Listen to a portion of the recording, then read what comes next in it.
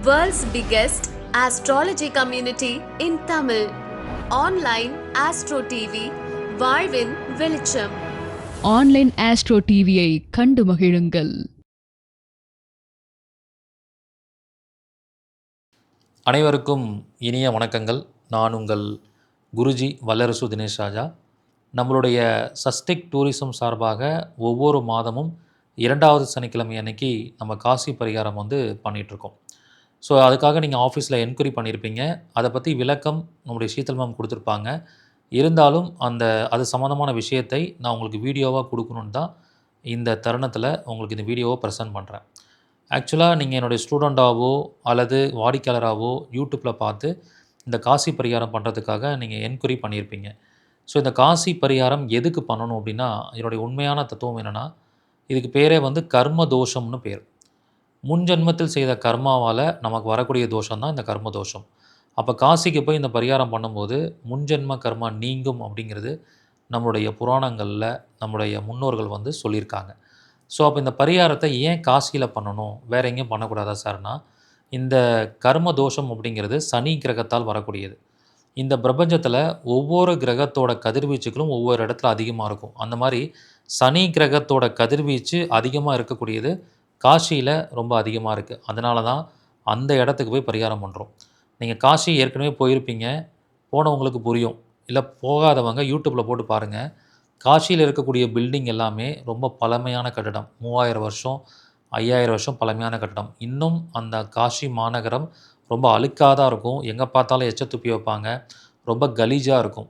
அப்போ இந்த கலீஜா குப்பையாக இருக்கிற இடம்லாம் சனியோடைய ஆதிக்கம்னு சொல்கிறோம். அந்த கலீஜாக இருக்கக்கூடிய இடத்துல நடுவில் தான் அந்த புனித நதி ஓடிட்டுருக்கு.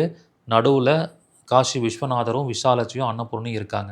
இது எதுக்காக சொல்ல வரேன்னா, சனியோட கதிர்வீச்சு எங்கெல்லாம் விழுகுதோ அங்கே கண்டிப்பாக அழுக்கு வரும்.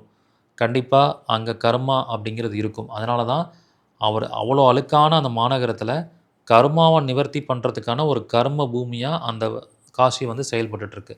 இப்போ நாமளும் அந்த சனியோட கதிர்வீச்சு இருக்கிற இடத்துக்கு போய் தான் அந்த பரிகாரத்தை பண்ண போகிறோம். ஒவ்வொரு மாதமும் நம்ம டிவோட்டிஸை நானே கூட கூட்டிகிட்டு போய் அவங்களுக்கு ஒவ்வொரு இடத்துல விளக்கம் கொடுத்து இந்த பரிகாரத்தை நம்ம செஞ்சு கொடுத்துட்ருக்கோம். ஸோ இந்த பரிகாரத்துக்கான கட்டணம்லாம் உங்களுக்கு ஆஃபீஸில் சொல்லியிருப்பாங்க.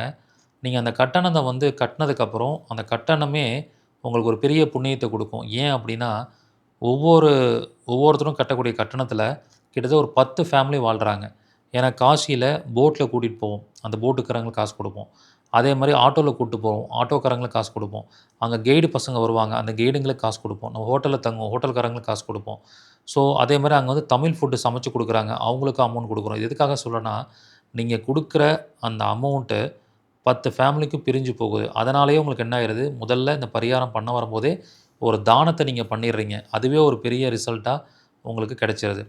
ஏன் இதை சொல்கிறேன்னா, ஒவ்வொருத்தரும் பரிகாரம் பண்ண வரும்போது ஒரு அமௌண்ட்டை காஸ்ட்லியாக பார்க்குறாங்க. ஆனால் அதுக்கு பின்னாடி எவ்வளோ புண்ணியம் இருக்குதுன்னு பார்க்கறதில்ல. நம்ம எவ்வளவோ செலவு பண்ணுறோம், ஆனால் வாழ்க்கையை மாற்றக்கூடிய நம்முடைய கர்மாவை கழிக்கிற ஒரு விஷயத்துக்கு நம்ம யோசிப்போம். ஸோ இது எதுக்காக சொல்ல வரேன்னா, நீங்கள் நல்லா இருக்கணுங்கிறதுக்காக தான் சொல்கிறேன். நீங்கள் அந்த விஷயத்தை செஞ்சுக்கிட்டால் உங்களுக்கு நல்ல ரிசல்ட் கிடைக்க போகுது. இப்போ நான் பல முறை காசி போயிட்டுருக்கேன். இது வரைக்கும் 37 தடவை நான் காசிக்கு போயிருக்கேன். ஸோ ஒவ்வொரு முறை போகும்போது அந்த முன்ஜென்ம கர்மா நீங்கி வாழ்க்கையில் முன்னேற்றம் கிடைக்குது. அது எனக்கு மட்டும் நல்லது நடக்கணும் சுயநலம் இல்லாமல் ஒரு கம்பெனியாக ஃபார்ம் பண்ணி உங்கள் எல்லாருக்கும் நல்லது நடக்கணும்னு தான் கஷ்டப்பட்டு அங்கே கூட்டிகிட்டு போய் நான் பரிகாரம் பண்ணி கொடுத்துட்ருக்கோம். 3 நாள் உங்களோட இருந்து உங்களுடைய எல்லா இடத்துக்கும் அதுக்கான விளக்கங்களை கொடுத்து அந்த பரிகாரத்தை பண்ண வச்சு கோயிலில் விஐபி தரிசன், அதுக்கு ஸ்பெஷல் டிக்கெட்டுக்கு தனியாக பெரிய அமௌண்ட் கொடுக்கணும். ஸோ அவ்வளோ சீக்கிரம் அந்த தரிசன டிக்கெட் கிடைக்காது. அதுக்கு எக்ஸ்ட்ராவாக காசு கொடுத்து அந்த டிக்கெட்டை வாங்கி நீங்கள் எல்லா விதத்துலையும் சாட்டிஸ்ஃபைடாக போகணுங்கிறது எங்கள் நோக்கம். அதுக்காக தான் இந்த பரிகாரத்தை பண்ணி கொடுத்துட்ருக்கோம்.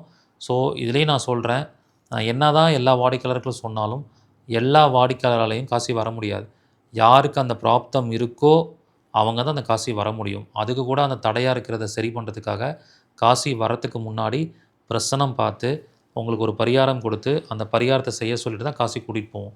இப்படியெல்லாம் சர்வீசஸ் நாங்கள் கொடுக்குறோம். காரணம் என்னென்னா, நீங்கள் நல்லா இருக்கணும், கவனமாக வரணும், காசியில் எந்த பிரச்சனையும் வரக்கூடாது. நீங்கள் பாதுகாப்பாக பாதுகாப்பாக கர்மாவை கழிச்சிட்டு வீட்டுக்கு போகணும். அதுதான் எங்களுடைய நோக்கம். அந்த மாதிரி நிறைய விஷயங்கள் பண்ணிகிட்ருக்கோம். அது சம்மந்தமாக உங்களுக்கு மேலும் விவரங்கள் வேணும்னா நம்பருக்கு காண்டாக்ட் பண்ணி நீங்கள் டூரிசம் நம்பருக்கு காண்டாக்ட் பண்ணி பேசிக்கலாம். நன்றி, வணக்கம், வாழ்க வளமுடன்.